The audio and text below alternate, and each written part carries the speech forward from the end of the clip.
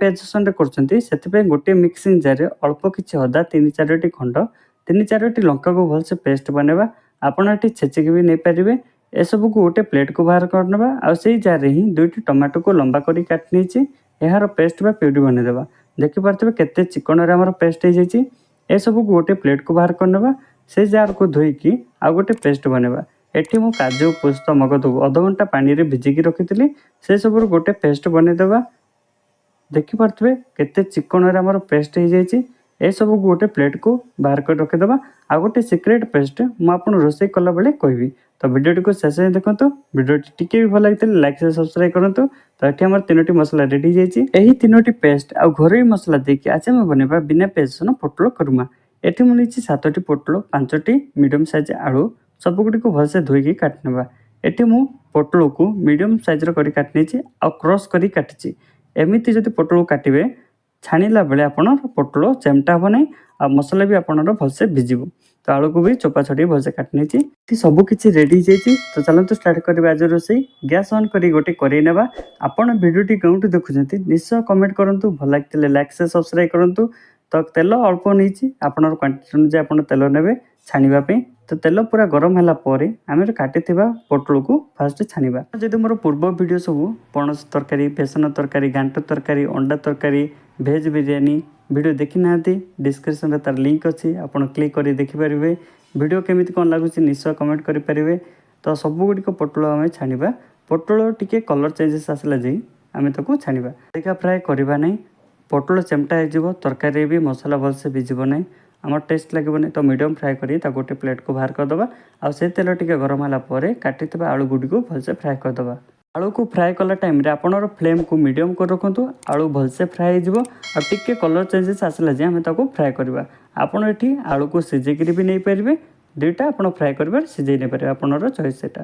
ତ ଏଠି ସବୁକିଛି ଆମର ରେଡ଼ି ହେଇଛି। ତ ଚାଲନ୍ତୁ ଷ୍ଟାର୍ଟ କରିବା ଆଜିର ଦମଦାର ପୋଟଳ କୁରୁମା। ଆଉ ଗୋଟେ କରେଇ ନେବା, 2-3 ଚାମଚ ତେଲ ଗରମ ହେଲା ପରେ ଗୋଟେ ତେଜପତ୍ର, ଅଳ୍ପ କିଛି ଗୋଟା ମସଲା, 2ଟି ଡାଲଚିନି, ଗୋଟେ ଅନାସୀ ଫୁଲ, 2ଟି ଗୁଜୁରାତି, ଟିକେ ଭାଜି ହେଲା ପରେ ଗୋଟେ ଚାମଚ ଚୁଟକି ଭରି ଗୋଟା ଜିରା, ଟିକେ ଭାଜିଲା ପରେ ପେଷ୍ଟ କରି ରଖିଥିବା ଅଦା ଲଙ୍କାକୁ ଏଠି ଆଡ଼୍ କରିବା। ଅଦା ଲଙ୍କାକୁ ଆପଣ ଛେଚିକିରି ବି ଆଡ଼୍ କରିପାରିବେ। ଅଦାର କଞ୍ଚା ସ୍ମେଲ୍ଟା ଗଲା ପର୍ଯ୍ୟନ୍ତ ଟିକେ ଭାଜି ନେବା।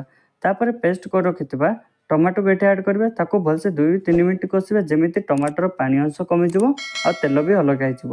ସେତିକିବେଳେ ପେଷ୍ଟ କରି ରଖିଥିବା କାଜୁ, ମଗଦ, ପୋସ୍ତକୁ ଆଡ଼୍ କରିବା।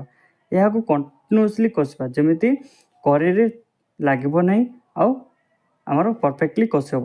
କାଜୁ ପୋସ୍ତ ଜାଣିଛନ୍ତି ଆପଣ ଟିକେ ଛାଡ଼ିଦେବେ ସେ କରେଇରେ ଲାଗିଯିବ ଆଉ ପୋଡ଼ି ବି ଯିବ।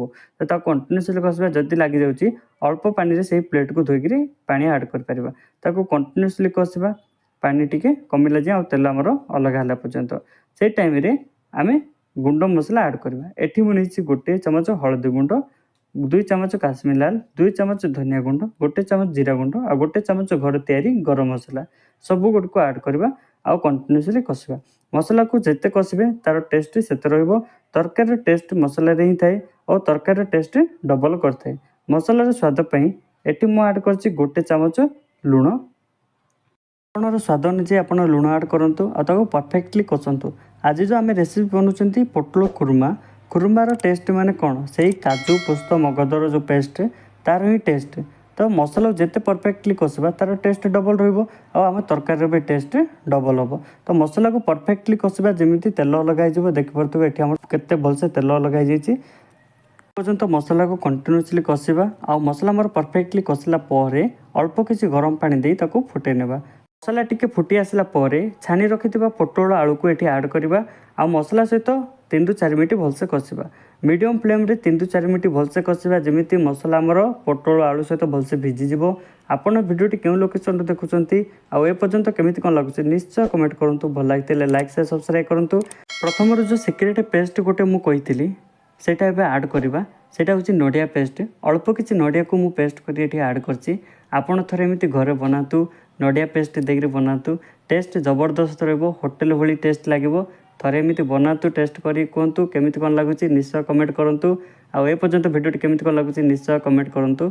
ଏବେ ଆକୁ ଆମେ 3-4 ମିନିଟ୍ ପ୍ଲେଟ୍ ଘୋଡ଼େଇକି ଟିକେ ଫୁଟାଇ ନେବା ଯେହେତୁ ଆମେ କଞ୍ଚା ନଡ଼ିଆଟା ଦେଇଛନ୍ତି।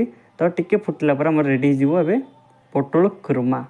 ତ କାଟିଥିବା ଧନିଆ ପତ୍ର, କସ୍ତୁରୀ ମେଥି ସବୁକିଛି ଆଡ଼୍ କରିକି ଆମେ ଏବେ फाइनाली रेडी करदमा आमर पोटल कुर्मा आउ 3 ରୁ 4 मिनिट आम प्लेट घोड़ी ताको स्टीम रे छाड़ीदेवा तापर ओपन कर आम टेस्ट करवा केମିତି कौन लगुच। तो फाइनाली रेडी हो आमर पोटल कुर्मा। तो चलतु 3 ରୁ 4 मिनिट रेस्ट देदेवा। फाइनाली रेडी हो आमर पोटल कुर्मा होटेल भली देखिपे केते बढ़िया देखा जाउछि बहुत सुंदर बहुत बढ़िया। आपन थरे घरे एमिति बनातु टेस्ट करंतु केमिति कोन लागुछि निश्चय कमेंट करंतु। वीडियोटी टिके भी भल लगी प्लीज लाइक से सब्सक्राइब करंतु। एमितिका नुआ नुआ कंटेंट नुआ नुआ रेसिपी आपको चैनल मिलूथबो तो चैनल को सब्सक्राइब करी बेल आइकन को प्रेस कर रखुंतु। फास्ट वीडियो आसला आपन देखि परिबे भी बहुत बढ़िया है बहुत टेस्टी। तो आपन थरे एमिति घरे बनातु। आपन जदि मोर पूर्व वीडियो सब देखि नांती पणस तरकारी बेसन तरकारी घांट तरकारी अंडा तरकारी तार लिंक डिस्क्रिप्शन अच्छे आपन क्लिक करी जरूर देखि परिबे। पुणी नेक्स्ट संडे नहीं आसबे पुणी दमदार नुआ रेसिपी से पर्यंत वेट करंतु सब वीडियो देखंतु। Tata bye bye take care.